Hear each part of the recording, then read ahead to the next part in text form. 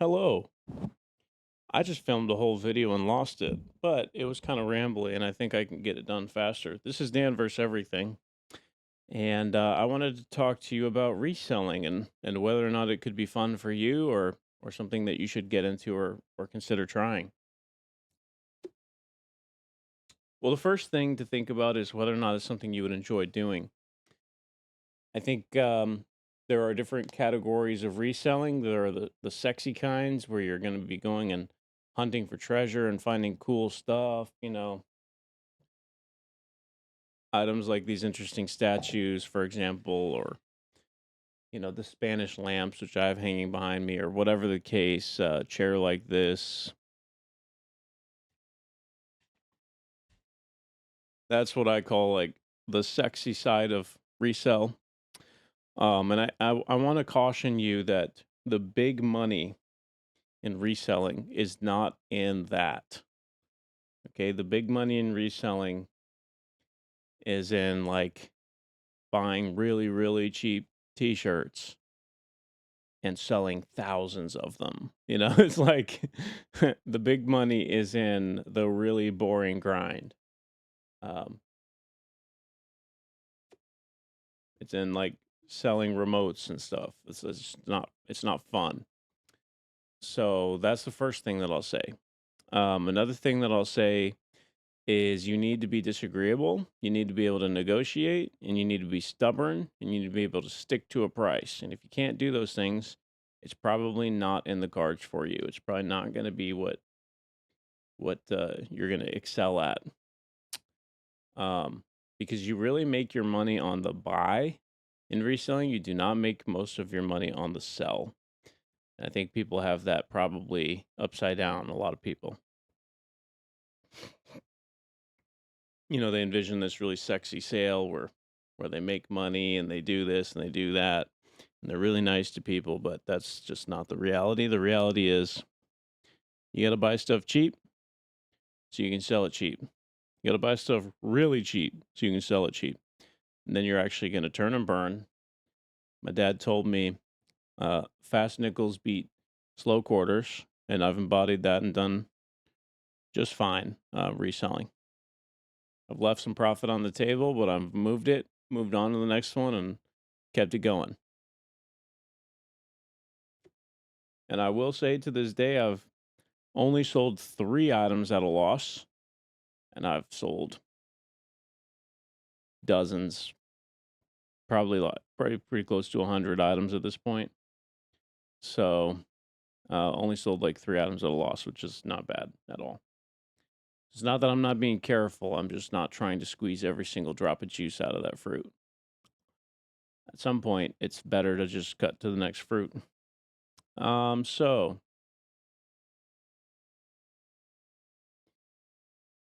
if you want to be the treasure hunter kind of reseller, you're not going to make a ton of money, but you're going to find a lot of cool stuff. And that's basically what I do. I'm not exactly trying to, make the most money. I'm not trying to sell 10,000 remotes. I'm not trying to sell 50,000 t-shirts. That's not fun to me. That's not sexy to me. And I do this as a side thing. And so for me, I'm really looking for beautiful pieces that interest me. And occasionally, if I see something that I happen to know is very underpriced, I will buy it just simply based on the strength that I know I'm going to sell it at a profit. And I'm okay with sitting on it for a little while, for example. But for the most part, I buy things that I'm interested in because if I have to keep them, I don't mind. And if I can't sell them at a profit, I will take like a minimal loss, whatever. But I'll enjoy it while it's here, type of thing. Um, so another thing is you got to figure out your niche. You got to figure out what you're good at, what you know. I've done quite well on books. I know a lot about books, a lot about authors, the way books should look, conditioning, all of those kinds of things. So if you have any particular niche that you're really educated on, you can do very well. And um, what I don't want you to think is that you're just gonna charm people and you're such a good seller and all that stuff. Most people don't really care, and most people who are in the reselling, repurchasing world are stubborn and kind of tough. And so it's really just about, whatever you can find. Another question is where you're going to source. And again, it kind of goes back to what kind of reseller do you want to be? If you want to be a treasure hunter, I recommend garage sales and estate sales. And if you want to be specifically estate sales, and if you want to be a grinder who makes money, it doesn't really matter. You can go to wherever you want. I can't give you a lot of advice on that because that's not the style that I employ. But I think that basically anywhere where you could buy something at a profit, you can do it.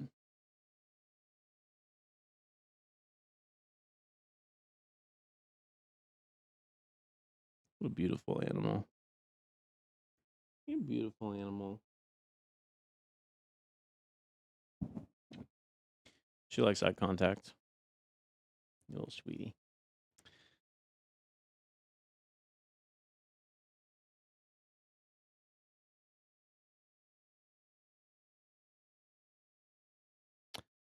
So, you know, should you do this? I can't tell you whether or not you should do this. That's going to be up to you. It's going to be depending on what outcome you want, what effort you're hoping to put in. But I will tell you, it's going to be a lot of work. Um, and I've accompanied beautiful item after beautiful item in my home, and you know, to me, that's really the best benefit is because I have found what I do consider to be a lot of interesting, basically treasures, and my home is beautiful in a way that people are not expecting. Um, and it's unique and it suits me and my personality, and I just wouldn't be able to find items like this in a store, which is why I keep doing it even as a part-time gig. It's just fun to find the items, and I do often resell pieces and make some money as well. So anyway, um, in summary, if you have a disagreeable personality, you're stubborn, you're good at negotiating, and you know whether you want to be a treasure hunter or a grinder, um, then you can jump in and do it. Understand that the treasure hunters don't make very much money. Um, and people are better at pricing things than you'll expect for the most part. They don't miss very much. And and that's the reason why the people who grind boring items make more money. So if you're willing to do that, you can check into estate sales, garage sales, thrift stores, and Facebook Marketplace. The ethics of flipping on Facebook Marketplace are a little questionable. A lot of people have a hard time, justifying that. But at the end of the day, that's what ants do. That's what roaches do. That's what mice do. That's what carrion vultures do. And I'm no better than any one of those things. I'm one of God's creatures just like them. So if they can do it, I could do it too.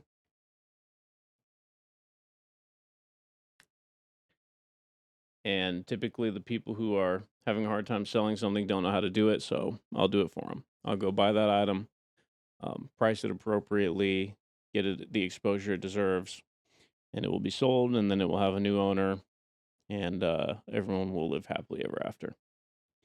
Because at least the items I buy don't go to a dump; they always get a home. So I can say in about something like 100 items, I've only ever sold like 3 items at a loss, but I'm not trying to maximize. So don't get too comfortable with the idea that you're going to get market value on your sale. You might, but if it slows you down too much, it's not worth it. Go ahead and drop the price by 10%, and that's why you have to make your money on the buy so that you have the ability to turn your inventory over quickly if you need to. And how quickly will be up to you, but the quicker the better. Um, so With that, I think I'm gonna end the video. Like I said, I already filmed this video once, but I had an issue that caused me to lose the video, so I had an audio issue. But with that, I will wish you a good day. Enjoy your. Well, I guess it's probably going to be Tuesday when this uploads. We'll see though.